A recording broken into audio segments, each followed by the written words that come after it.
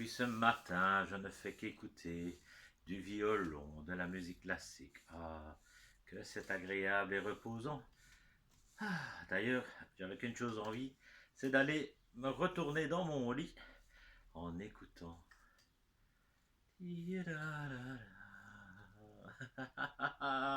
Bonjour, chers amis du 4 heures du sourire au quotidien.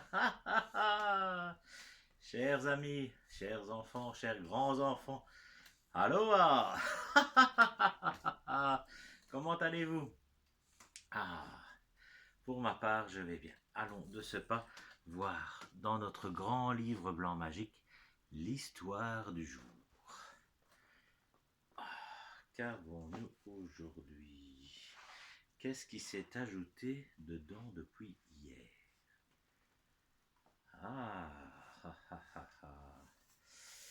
Qu'est-ce donc? Le trésor du vieux puits et le petit serpent par Sylvie Dolly. Quelle est donc cette histoire? Un soir, un petit villageois alla puiser de l'eau dans un vieux puits au cœur de la ville basse. En remontant le seau de bois, il vit quelque chose briller au fond. Wow. C'étaient des pièces percées, ces monnaies anciennes qu'autrefois on appelait des sous. Depuis longtemps, elles n'avaient plus cours, mais le soleil couchant les teintait de nuances d'or. Le gamin redescendit le seau et, à plusieurs reprises, en remonta de nouvelles. La somme était modeste. Pourtant, c'était la première fois qu'il voyait autant d'argent, car sa famille était pauvre. Émerveillé, il saisit une pièce entre ses doigts, mais elle glissa et tomba. En touchant le sol, elle se changea en un petit serpent, aussi beau qu'un bijou. Dressé comme une épée sur sa queue, il dit: « Tu m'as délivré d'un mauvais sort, et cela mérite récompense. Cette nuit, va enterrer ton argent au champ des sortilèges, car je veux faire de toi l'homme le plus riche de la région. Quand tu seras grand, le jour où tu voudras partir vivre ta vie, tu creuseras la terre et tu trouveras à cet endroit un trésor. Mais n'en parle à personne, sinon tu vivras toujours pauvre. »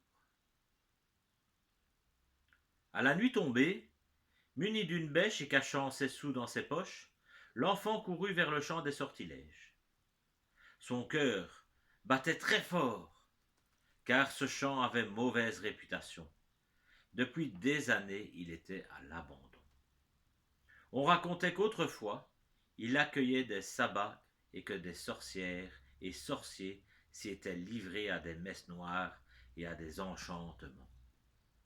Dans sa hâte, le garçon n'avait pas remarqué que ses poches étaient percées. À mesure qu'il courait, toutes les pièces s'en échappèrent. En chacune d'elles se cachait l'âme d'un petit serpent. Dressés comme une épée sur leur queue, ils s'en allèrent par les rues du village raconter toute l'histoire. Devenu grand, le jeune homme chercha du travail dans les commerces et les fabriques. Mais sa vie professionnelle fut un échec cuisant. Il était maladroit et tout lui échappait des mains. Il cassait les objets, les renversait, si bien qu'aucun patron ne voulut le garder. Il n'aimait pas non plus le travail de la terre et ne voulut jamais devenir paysan ou fermier. Il n'était doué que pour le chant. Il composait des poèmes et sa voix était magnifique, mais on se moquait de lui parce qu'il n'avait pas de vrai métier. « C'est un raté !» râlaient les villageois, « incapable de gagner son pain et d'avoir de l'argent, même quand il en trouve. Il devrait se faire sorcier ou charmeur de serpents. » Peu à peu, ignoré et moqué de tous, le pauvre garçon tomba dans la misère et finit à la rue.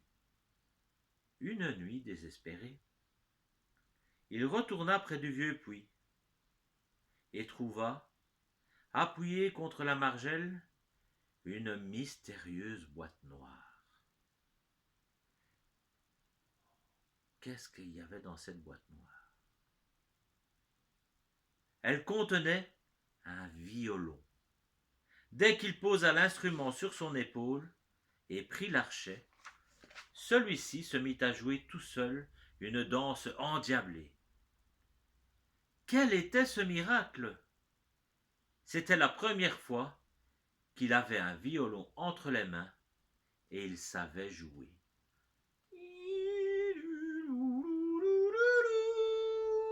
Plein d'espoir, il s'en alla sur le ruban sans fin des routes et des chemins.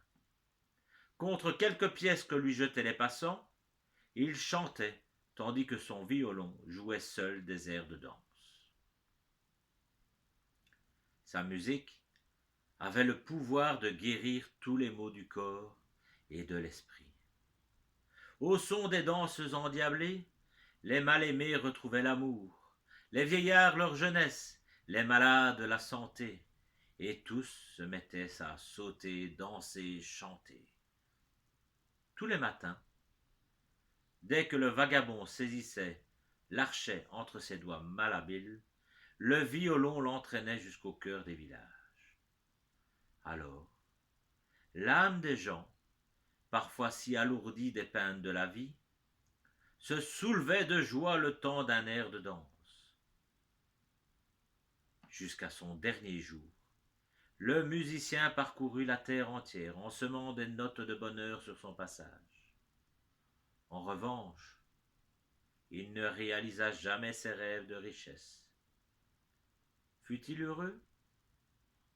Qui sait? Un violon enchanté, c'est un trésor plus grand que quelques sous percés. Et voilà, c'est Gugus avec son violon qui fait danser les filles, qui fait danser les filles. C'est Gugus avec son violon qui fait danser les filles et les garçons. Son papa ne veut pas qu'elle danse, son papa ne veut pas qu'elle danse la polka du roi. Il dira ce qu'il voudra, moi je danse, il dira ce qu'il voudra, moi je danse la polka du roi. Belle fin de journée mes amis. Chantez, dansez, faites de la musique. Ça apporte du bonheur, de la joie, de la jeunesse et de l'amour. À bientôt.